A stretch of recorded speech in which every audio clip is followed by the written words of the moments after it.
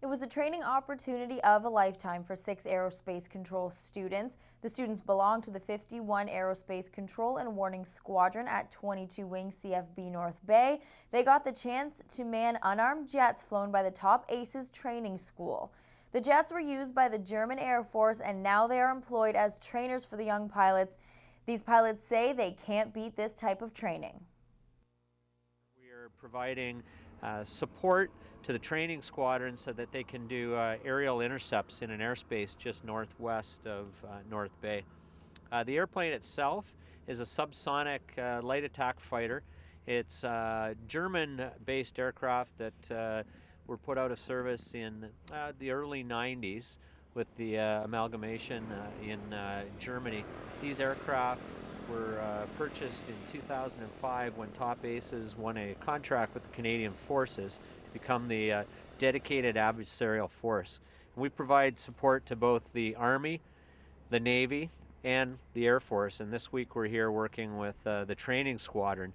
And what happens in these specific missions is we'll launch 4 aircraft, and we'll be 2 blue aircraft, which will be the good guys, if you will, and we'll have 2 red aircraft, which will play the adversary force. And the training, the air weapons controllers who are training will guide us to the intercepts and then the follow-on activity as well. So you'll have 2 aircraft versus 2 aircraft, and they're learning how to guide us, give us appropriate vectors to be able to get to the merge and then to react accordingly at the merge and post-merge activities. The airplane's very versatile.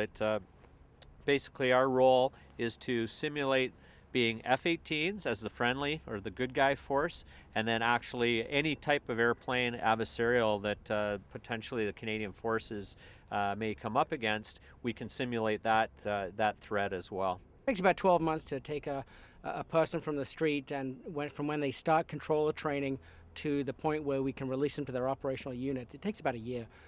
They start off at the Basic Controller School in Cornwall, at the Canadian Forces School of Aerospace Control Operations.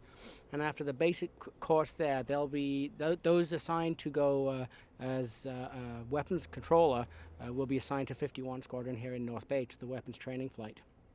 What happens then is we take them from a basic academic simulation-only controller, and we start introducing operational checklists, operational procedures, NORAD procedures, and once we finish that simulation portion, then we get to introduce them to live flying jets. It's no substitute for actually having the airframe here, having the pilot sitting in front of you with a whiteboard, with a briefing on the board, and asking of you what he needs for the mission.